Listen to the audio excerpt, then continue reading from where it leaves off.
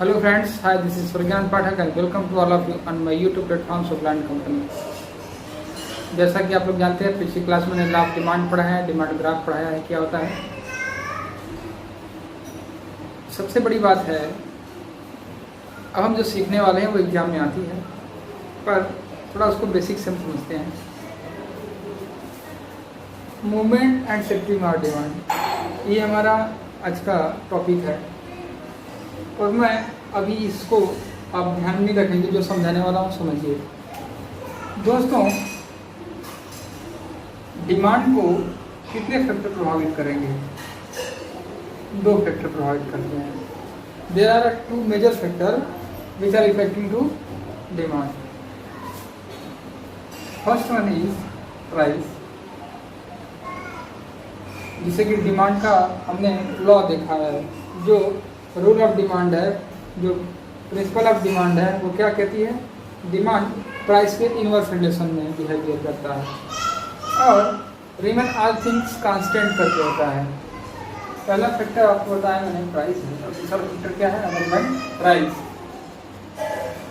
जब प्राइस का डिमांड में चेंज होता है, उस कंडीशन में बोलते हैं हम, एक वर्ड स्पेशली यूज किया जाता है, मूवमेंट। और जब अदर देन प्राइस के हिसाब से देखते हैं तो उस समय यूज होता है शिफ्टिंग ऑफ डिमांड। पर क्यों प्राइस के फ्लक्चुएट करने पे मूवमेंट वर्ड होता है, और क्यों प्राइस के अलावा जितने भी फैक्टर हों उनके होने पे शिफ्टिंग वर्ड यूज होता है? यहाँ पे मूवमेंट हो जाता है डिमांड में, यहाँ पे शिफ्टिंग हो जाती है। ये आपसे मेरा क्वेश्चन है, जिसको पता है वो कमेंट सेक्शन में आंसर देगा। देखिए, अब मैं डिमांड ग्राफ में ड्रा कर रहा हूँ और आपको दिखाऊंगा कि शिफ्टिंग कैसे होती है और मूवमेंट कैसे होता है। दोस्तों, डिमांड ग्राफ कैसा होता है आपका? कुछ इस तरह से होता है। इधर हमारी क्वांटिटी होती है और इधर हमारा प्राइस होता है। ठीक, आप मान लो आपकी जब P0 प्राइस है, उस समय आप क्वांटिटी जो डिजायर है वो Q0 है।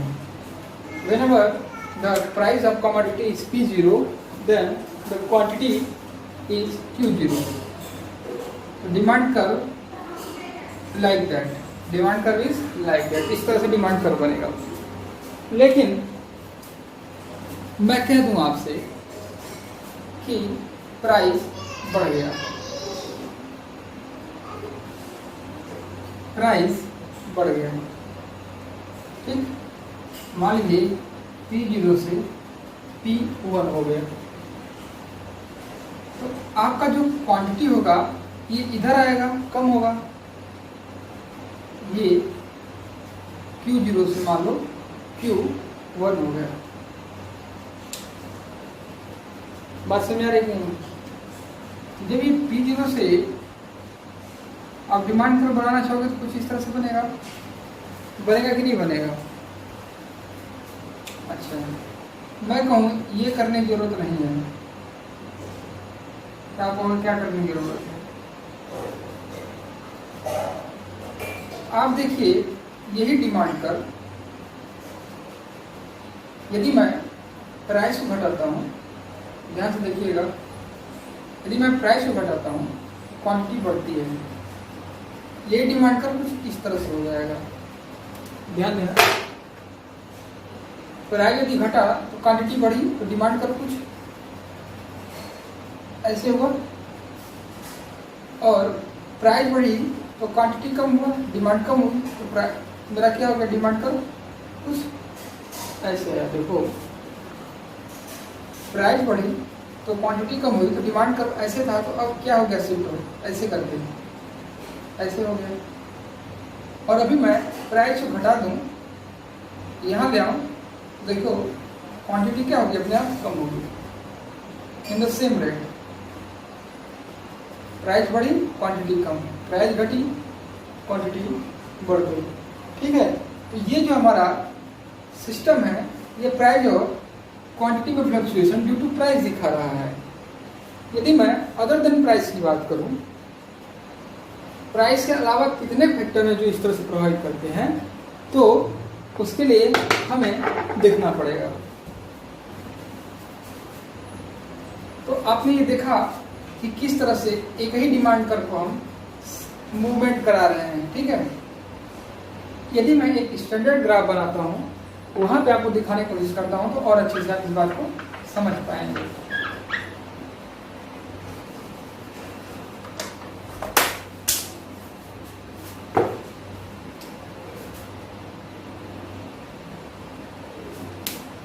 मान लो यहाँ P0 प्राइस पे क्वांटिटी हमारी Q0 है। P0 प्राइस पे क्वांटिटी हमारी Q0 है। ध्यान दीजिएगा, अभी मैंने P0 से प्राइस बढ़ा के P1 कर दिया। नेक्स्ट देखिएगा, मैंने क्या बताया था कि ये कुछ इस तरह से झुक जाएगा। अब देखो यहाँ पे और इधर मिलाओगे इसको, ठीक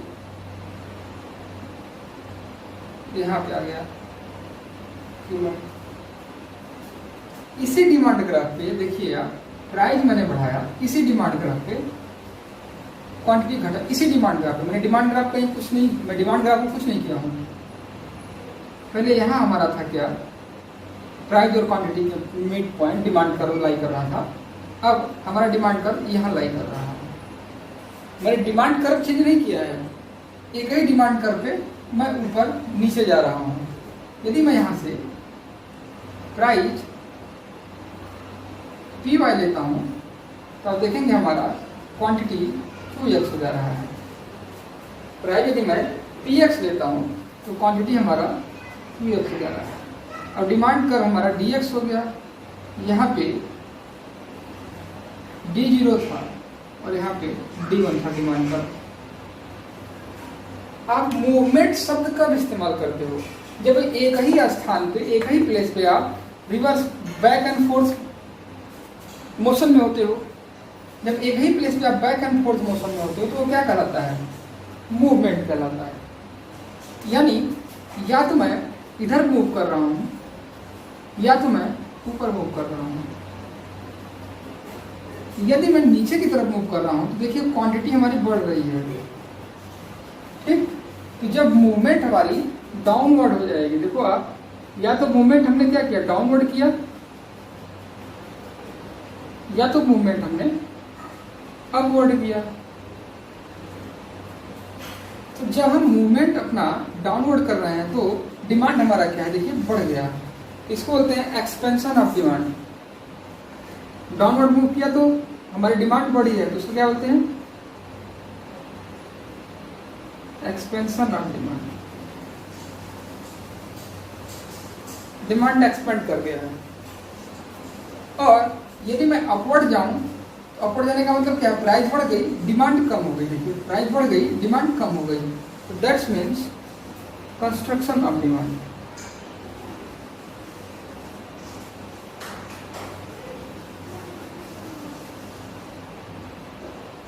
ये मांग का फैलाव है और ये मांग का संकुचन है।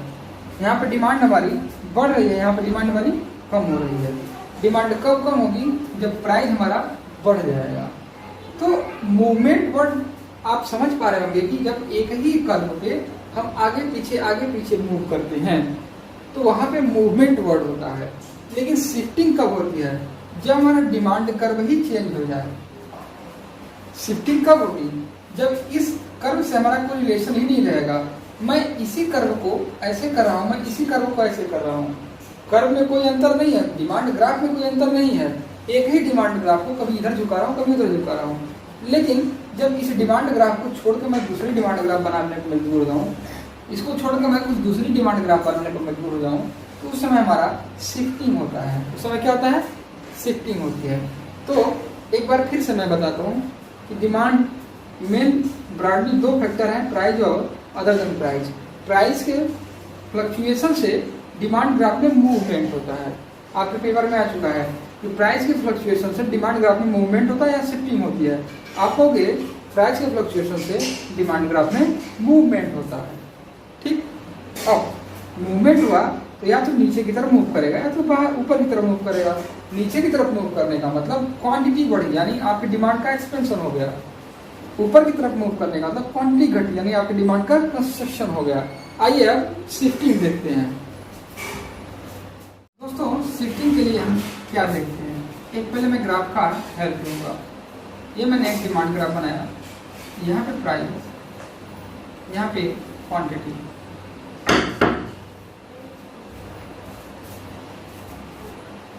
दोस्तों ये हमारा डिमांड ग्राफ है, इसको आप मान लो D0, इसको मान लो D0। इस डिमांड ग्राफ को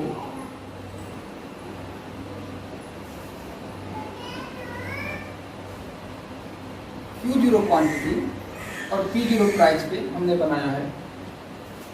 दोस्तों जब यहाँ प्राइस का ही कंट्रोल नहीं है, देखिए अदर देन प्राइस हम पढ़ रहे हैं, अभी शिफ्टिंग नहीं बढ़ा रहा हूँ मैं, अदर देन प्राइस पढ़ा रहा हूँ। अदर देन प्राइस पढ़ेंगे तब शिफ्टिंग समझ में आएगी ना। अब जब प्राइस नहीं कंट्रोल कर रहा है तो अब जैसे कि डिमांड कंट्रोल कर रही होगी आपकी, प्राइस के अलावा जो फैक्टर है वो डिमांड को कंट्रोल कर रहे होंगे। मान लीजिए कोई अन्य फैक्टर है जो आपको Q1 प्राइस पे Q1 क्वांटिटी लेने को मजबूर कर रहा है, तो ऑब्वियस है कि जब ये Q1 पे गया होगा तो कुछ प्राइस जरूर रही होगी। तो हमें यहाँ Q1 पे लाने के लिए प्राइस मतलब डिमांड हमने D1 पे शिफ्ट करना पड़ा, और यहाँ QX प्राइस लाने के लिए QX लाने के लिए हमें डिमांड कर DX पे शिफ्ट करना पड़ा। तो जब हम ऊपर की तरफ शिफ्ट कर रहे हैं, देखिए क्वांटिटी हमारी बढ़ रही है, तो राइट वर्ड शिफ्ट कर रहे हैं। कहाँ कर रहे हैं? राइट वर्ड, इसको बोलते हैं राइट वर्ड शिफ्ट। तो हमारी डिमांड क्या हो गई? बढ़ गई, यानी क्वांटिटी हमारी बढ़ गई। जब हम लेफ्ट वर्ड शिफ्ट कर रहे हैं, देखिए लेफ्ट वर्ड बाईं तरफ, तो हमारा डिमांड घट गया। अब प्राइस यहाँ इंपॉर्टेंट नहीं रह गई, ये बात को हम डिमांड पे ही फोकस कर रहे हैं, क्वांटिटी पे ही फोकस कर रहे हैं।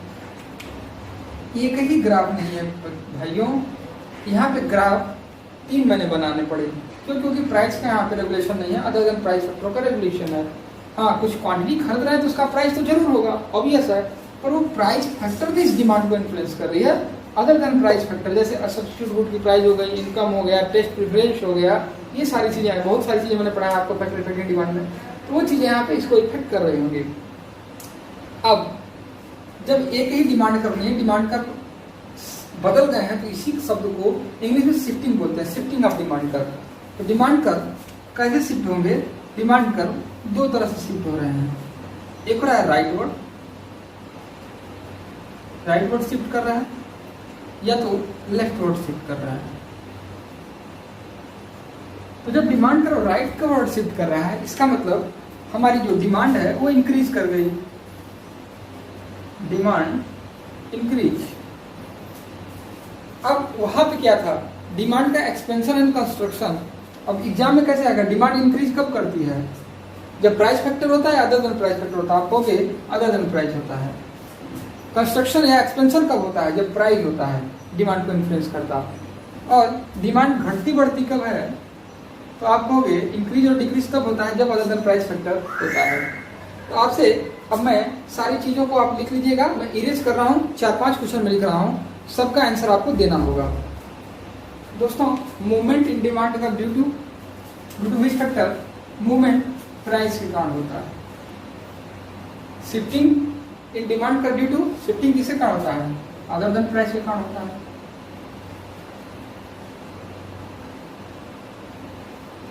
इंक्रीज और डिक्रीज इन डिमांड, इंक्रीज और डिक्रीज इन डिमांड किससे होता है? अदर देन, मैंने पढ़ा ना भी शिफ्टिंग में होता है, अदर देन प्राइस। और ये एक्सपेंशन कंस्ट्रक्शन क्यों होता है? जब प्राइस फैक्टर इन्फ्लुएंस करता है। मूवमेंट किधर होता है? मूवमेंट या तो अपवर्ड होगा या तो डाउनवर्ड होगा, तो या तो अपवर्ड होगा या तो डाउन होगा। जब अपवर्ड मूवमेंट हो रहा है, इसका मतलब आपकी डिमांड क्या कर रही है? कंस्ट्रक्ट कर रही है। और जब डाउनवर्ड हो रहा है, इसका मतलब एक्सपेंस कर रही है आपकी डिमांड। ठीक, शिफ्टिंग कैसे होते हैं? या तो लेफ्ट वर्ड होगा या तो राइट वर्ड होगा। लेफ्ट वर्ड होने का मतलब डिमांड आपकी घट रही है, राइट वर्ड होने का मतलब डिमांड आपकी बढ़ रही है। आप बस इतना चार्ट तैयार कर लेना, आपका शिफ्टिंग मूवमेंट सब खत्म। इससे ज़्यादा क्वेश्चन बाहर आता ही नहीं है। आप जितना पढ़े ठीक है, आ गया दिमाग में, नहीं आया जिसको समझ में, बस इतनी बातें रट ले। इसी 4 बात को लिख के इसी तरह लिख के रट ले, उसका शिफ्टिंग और मूवमेंट पूरा खत्म होता है। और यहाँ से अक्सर एक क्वेश्चन देखने को मिलता है। आई होप कि आप शिफ्टिंग और मूवमेंट समझ पाएंगे दोस्तों। आज इतनी क्लास रखते हैं, आज थोड़ी छोटी क्लास है, उसका कारण यह है कि थोड़ी सी हेल्थ इश्यूज हैं। आज इतना ही रखते हैं। जय हिंद, जय भारत।